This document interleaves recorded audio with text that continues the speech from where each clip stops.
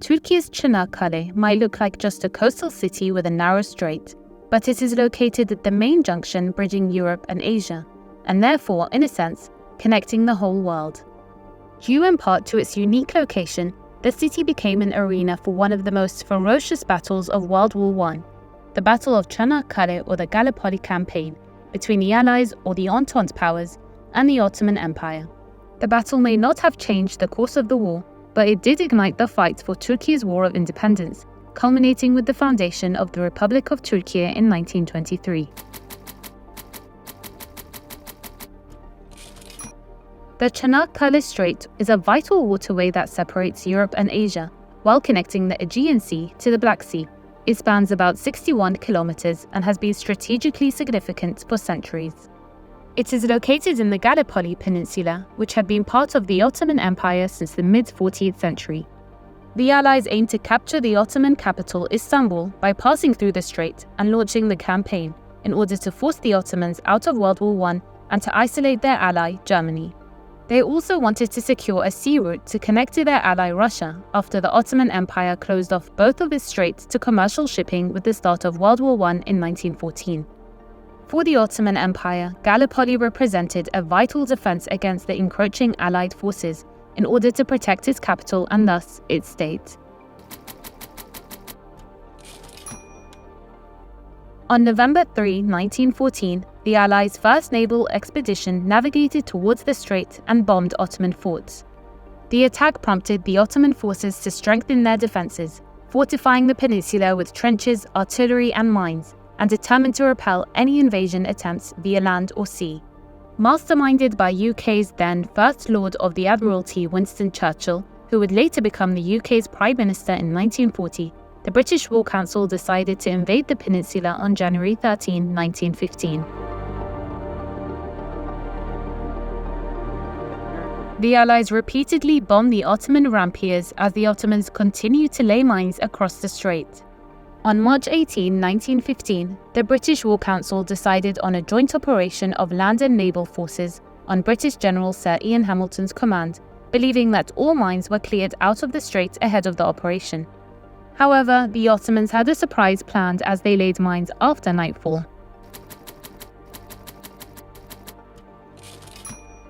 Grueling naval warfare began as planned, while the Allied ships cruised towards the coast of Gallipoli. The Ottoman military launched an artillery attack, sinking 3 ships and damaging 3 others. The Royal Navy of Britain took a serious hit, one that historians say was the worst since the Battle of Trafalgar in 1805. Wildly underestimating their enemy, Britain and France suffered an unexpected defeat on March 18, after expecting to cross the Canakkale Strait easily with naval force. After naval attempts failed to breach Ottoman defenses, the Allies decided to launch a large-scale land invasion on April 25, 1915. They deployed around 400,000 soldiers, sending them out to attack various points of the peninsula simultaneously, marking history's largest amphibious assault. General Hamilton faced unexpected resistance from the Ottoman Fifth Army as his troops prepared to attack his first target. Ottoman defenses were well positioned, and with Hamilton's troops suffering significant casualties, their morale began to decline. Landing in Anzac Cove, Anzac troops encountered a fierce skirmish with an additional Ottoman regiment, dispatched by the 19th Division commander, Lieutenant Colonel Mustafa Kemal, who would later become the founder of the Turkish Republic. There he uttered these memorable words to his troops: "I am not ordering you to attack, I am ordering you to die." The Allies launched 3 additional offensives to occupy the peninsula between May and August 1915, and suffered defeats each time. As a result, the Allies never managed to advance more than a few kilometers inland on Turkish soil. Ironically, the only successful part of the campaign for the Allies was the evacuation of the peninsula on January 9, 1916, marking the end of the battle and an Ottoman victory in protecting Canakkale.